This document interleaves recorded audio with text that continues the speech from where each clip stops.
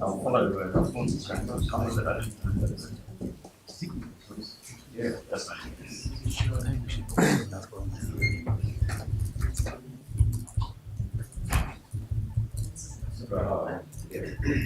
Yes. So I'm excited it's been great. It's beautiful Kumanjayi Walker cold. So where do you have a shower in the morning?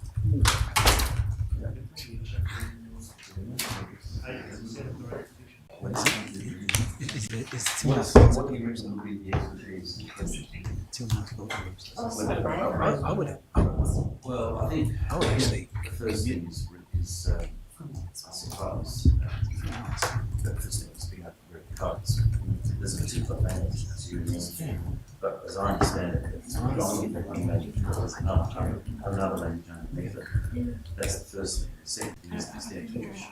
What particular issues? I think it's wise.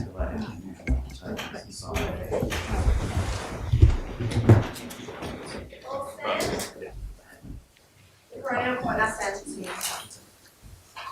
Please be seated.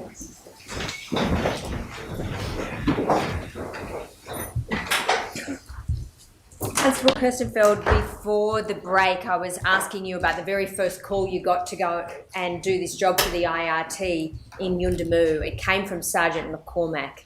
You recall those questions? Correct. In your second interview, you were asked about this and you explained that when Sergeant McCormack called you, he said, "Are you happy to roll out to Yuendumu? Might be a couple of days." And that's the evidence you gave earlier. Yes. And you were asked a question, at that stage, did he tell you what you were going out for? And you say, "Oh, no, he didn't say what we were going out for, but we already knew what we were going out for. We were waiting for that phone call for a week." That's a slight exaggeration, but what you meant by that was you were waiting for that phone call from around the 6th of November when you'd first become aware of the incident at Yuendumu with the axe. Is that right? Correct.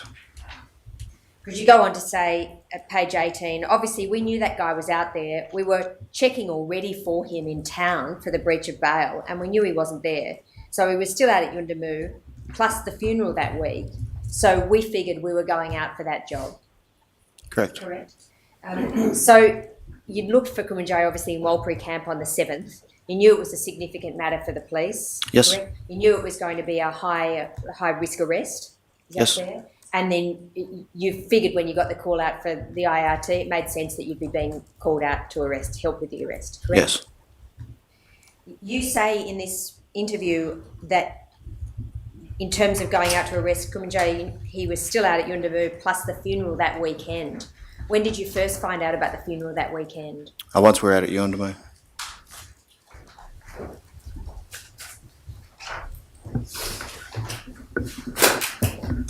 So I just want to go back to the briefing you got at Yuendumu from Sergeant Frost. Yes. You and Constable Rolfe arrived first. We know that about 20 minutes later, the other members of the IRT arrived. This is just taking your first and second interviews. This is the information that you tell investigating police you obtained. I'll just put it onto the record. It includes, for example, that part of the briefing you were told by Julie Frost. I withdraw that. You explained to investigators in your second interview that it was more just intel gathering from our side when you were speaking to Sergeant Frost. Is that right? Correct. You were also getting some, I withdraw that. You were provided with some information from Sergeant Frost that was relevant to your mission while you were out there, correct? Yes, from the questions I was asking her. Some of it was focused on what was going on in the community at the time. Is that right? I'm not sure. I think I was mainly focusing my questions around whereabouts Walker would be, and what houses he lives at or frequents and all that. I think my understanding of Mr. Walker was that he actually lived at Walker Camp here in Alice Springs, which is why we were looking for him here, and that he was out at Yuendumu at the time, but I don't know that he had a fixed permanent address. I didn't know anything about the young man. When you first got there and you were speaking to Sergeant Frost, you were asking her a lot of questions so that you could gather some information about Kumanjayi, is that right? Yes. And you were pretty much focused, is it fair to say, on your task of locating Kumanjayi? Yes. And your task of arresting Kumanjayi on that weekend? Yes. You also had this information you explain as part of your interview. that you were informed early on when we were gathering our intel that the nursing staff had left this town because of recent trouble and break-ins and all that, so they had actually evacuated.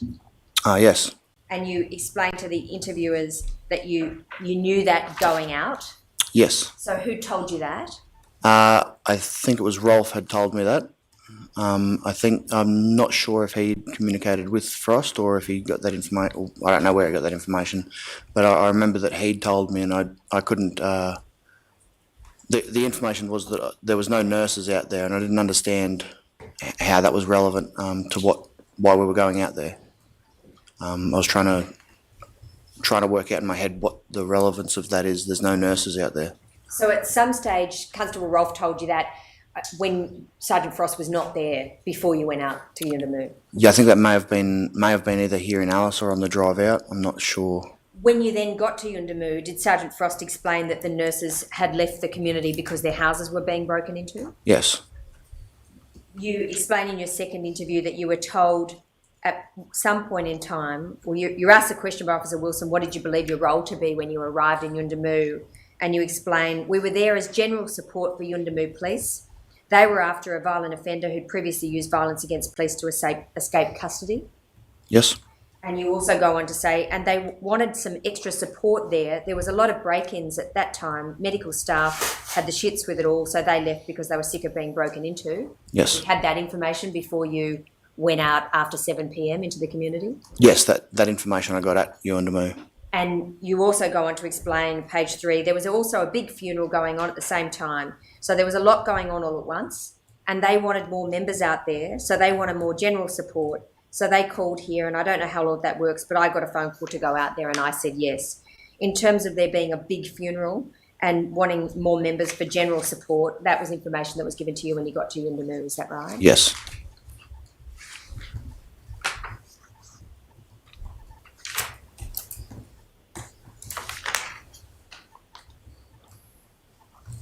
In terms of the approval for that job for the IRT to go out, in your second interview, you're asked, have you guys rolled out of the IRT team? Do you know whose approval or anything got to be given for you to do that?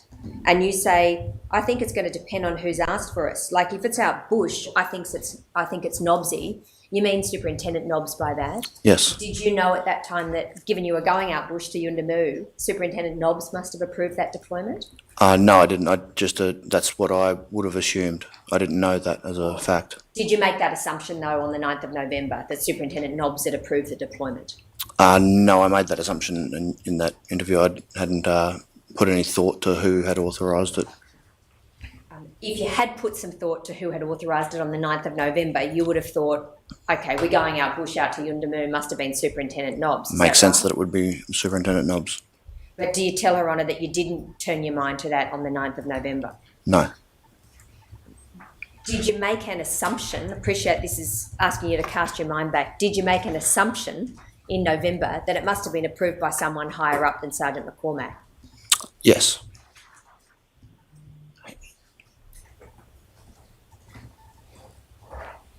And just before I leave you, the general idea of your job, page 12, you say,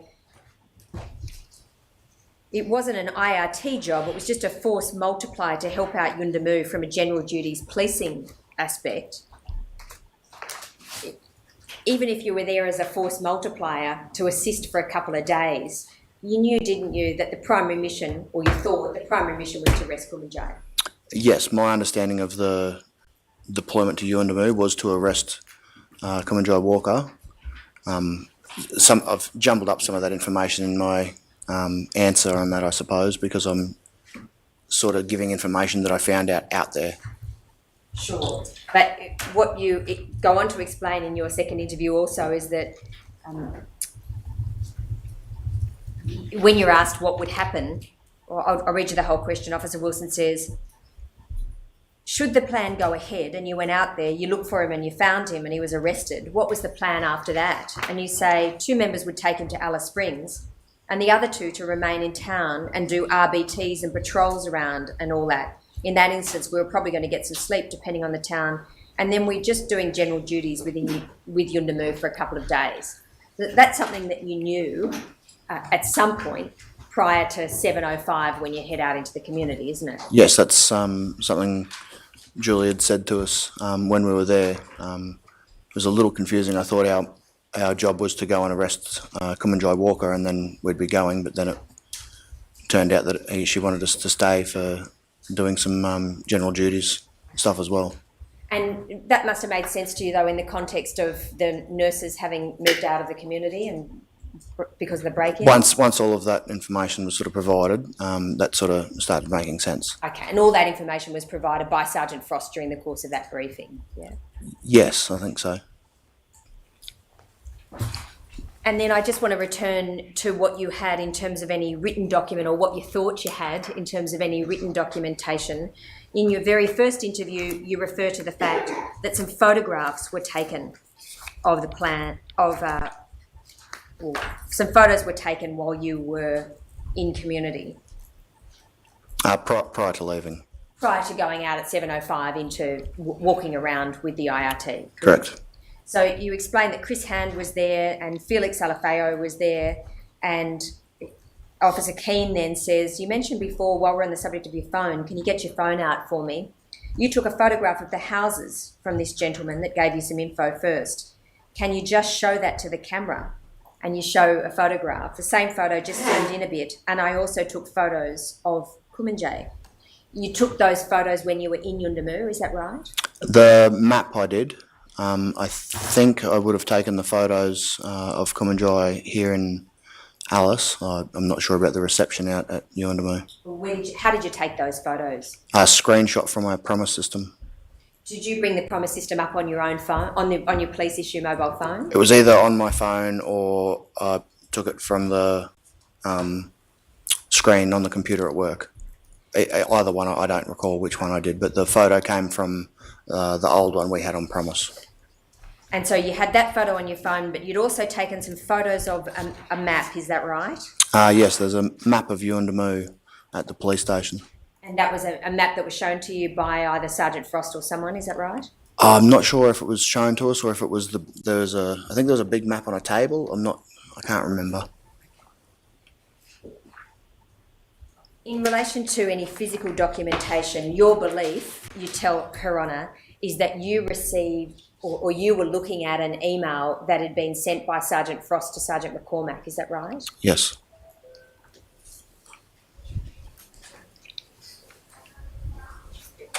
Are you aware now, sitting in the witness box there, that Officer Donaldson, the dog operator, had a copy of the written operations order that was prepared by Sergeant Frost and approved by Superintendent Nobbs? Yes, I do know that. Were you aware in Yundamu that before you set out at 7:06 that Officer Donaldson had a copy of that written ops order? No, I found that out at the trial. So you certainly accept that, don't you? Yes. Are you aware that, in fact, Constable Rolfe took some photographs of that written operations order on his own phone before you set off? I was made aware of that at trial as well. Have you ever discussed with Constable Rolfe how it was that he came to have photos of the written operations order? I wasn't able to talk with Constable Rolfe. Have you since? I have twice. Have you talked about how he came to take photos of the written ops order? No. Did he tell you whether he'd read that written ops order when he took photos of it? No, we caught up for coffee for about 10 minutes. When did you do that? A couple of months ago. Did you talk about anything that went on the 9th of November? No, he was just checking in on me. In relation to the written documentation, you accept now, having learnt about it at trial, that Officer Donaldson had that written operations order, correct? Yes. And Officer Rolfe must have had it at some time in terms of taking photographs of it, correct? Correct. And are you aware that there is expert evidence from a Mr. Sorrell that notes that the document that was on the table near where you were standing speaking to Sergeant Frost is in fact consistent with the written operations order? So I'm not. I'll just ask you to accept from me that there's an expert who's analysed a photograph Yep. of a document on the table. Sorry, I didn't know who that person was. I thought you were saying he was there. Do you know that an expert has analysed the document that was found on the constable's table in Yunamu Police Station? No, I didn't know that. Can I ask you to accept from me that there is a report that says that the image that's found on that table near where you were standing from the CCTV footage shows that, in fact, the written operations order was in the room when you were receiving any sort of briefing from Sergeant Frost? You accept that? Yep. And you've accepted, of course, that Sergeant Frost explained to you that there was a plan that Kumanjayi would be arrested at 5 o'clock in the morning as the sun's coming up? It wasn't so much of a plan as I think that was said while I was trying to obtain information from her. Nothing she said I took as an order or a direction. She was telling me what a plan was. I didn't take anything that she said as that. As what? A plan? As a direction or an order. But what you say in your first interview is that information gathering session with a plan of hitting the house down with some intel at 5 o'clock in the morning as the sun's coming up. Yep. That was something that Sergeant Frost said to you. I think so. Can I suggest to you, officer, that it is likely that what you looked at on that day was not an email to Sergeant McCormack, but in fact the written operations order, and that it is confused in your mind now what you saw? No, I don't accept that. I'm pretty adamant that I have not seen this document. What really surprised me when I did initially see this at the here in Alice at the committal was that it had photos on it. Some of them are more recent photos than the one I had. When you were you handed something to look at by Sergeant Frost? I think she gave us all a map. I think she did give me the page that email was on, I think. And was it one page or 2 pages or more? I think it was just the one page with just the little paragraph thing, I think. And you skim read it, didn't you? Yeah, it was just the paragraph of sending us out there, requesting for IRT to go out there. Why was she giving you that page? I have no idea. Did you say to her, why are you giving me this page to read? No, there was a lot going on all at once. I guess that's why I skimmed through it. If you skimmed through it, can I suggest to you it may well be that you missed the fact that there was more than one page? This is 3 years ago, this is quite some time, but I think I'd remember if I had more than one page.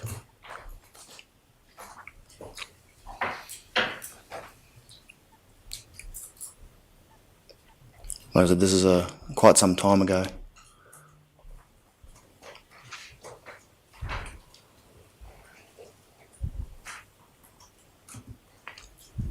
In your second interview, when you're asked about it,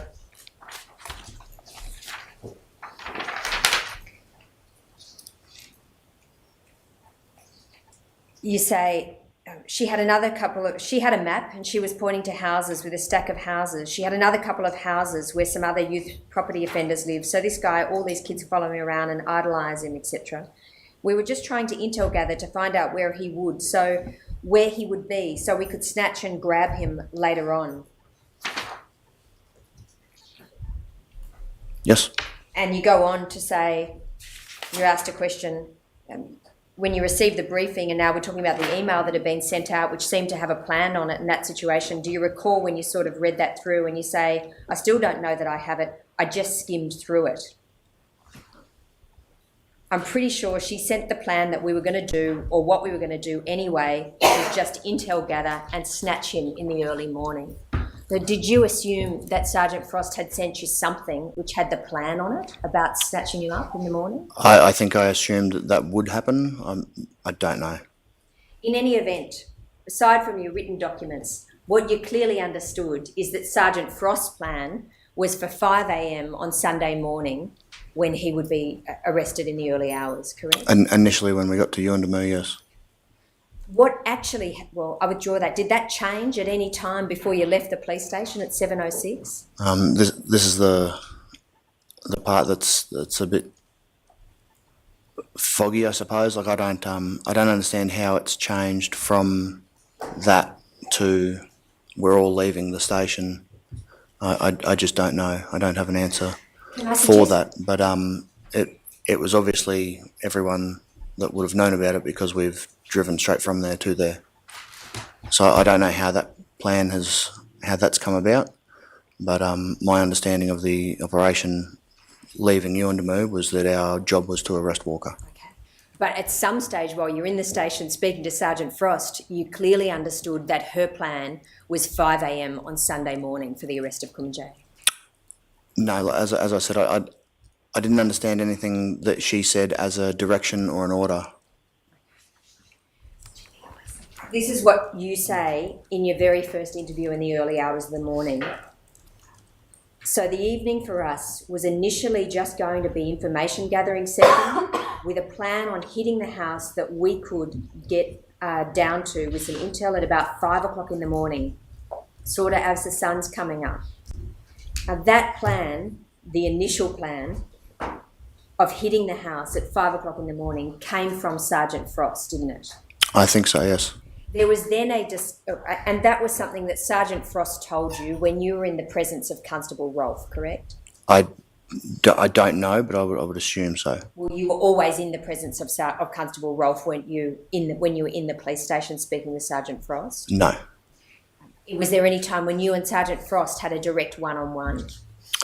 I don't think so. So at any time when you were given the 5 a.m. information, it stands to reason, doesn't it, that Constable Rolfe was with you? I'd imagine so. And then at some stage after that, the plan changed to going straight out to house 577 and 511 and seeing if you could find Kumanjayi and scoop him up. Do you agree? I agree that seems to be how it's changed and what happened. Okay. And what you're telling Her Honour is that sitting there in the witness box today, you've thought about it a lot and you just don't know how that plan morphed from 5 a.m. in the morning to let's go straight out and grab him. Correct. When you, after you finished speaking with Sergeant Frost, you spoke with the individual IRT members. Do you agree?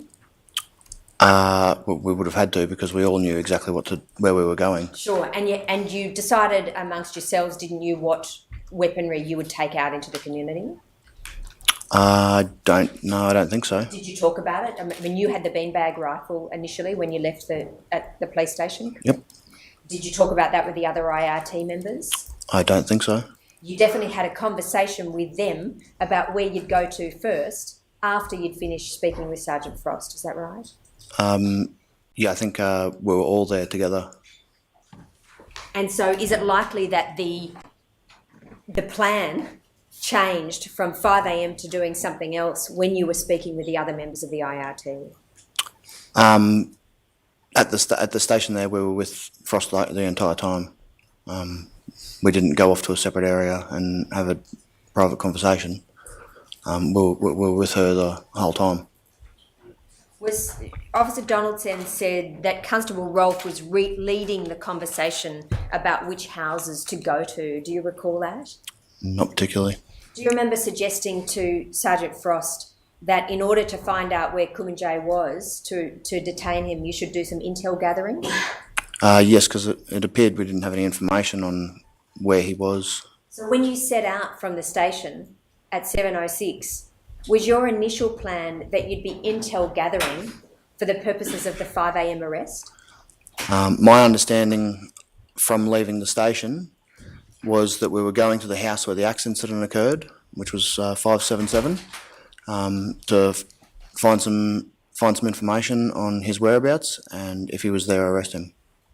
So the whole 5 a.m. plan was abandoned by the time that you set out in the community, correct? Appears to have, yes. And you genuinely don't know how that happened? I have no idea. Is it possible that, in fact, the plan just got lost after you left out into the community? After we left out into the community? When you left at 7:06, the initial plan, 5 a.m., just drifted away. The situation evolved. We all knew exactly where we were going, and we didn't communicate on the way because we were all in different vehicles. So when you left the Yuendamu police station at 7:06 p.m, you knew in your mind you were going straight to house 577 with a view... Straight to house 577, find some information on where Walker was, and if he was there, to arrest him. Sergeant Frost, when she was interviewed on the 13th of November, says that when you and Constable Rolfe came in, it was a bit of a challenging conversation in terms of they weren't particularly listening, I guess. But regardless, she gave a mini briefing, nothing formal. She goes on to say at page 31, the members really wanted to take over the conversation. Well, I suppose Kirstenfeld wanted to take over the conversation and control it. He wasn't prepared to really listen to what I was saying. He just was frustrating in terms of, I felt that he was totally trying to take over the station at that point in time. She goes on to say, he wasn't listening to me. This is the second interview, page 6. He was just very intense in terms of where's this, where's that, this is what we're doing type of thing. Do you agree with that? Not at all. You know your personality, Constable Kirstenfeld. Are you pretty goal-oriented? I guess I could be. You told us that even when you got the call up from Constable McCormack, you were thinking, I've been waiting for this call. We'd been waiting for this call to go and arrest Kumanjayi. You went there from Alice Springs thinking that the primary purpose was to arrest Kumanjayi. When you got to Yuendamu, you would have been very focused, wouldn't you, on arresting Kumanjayi?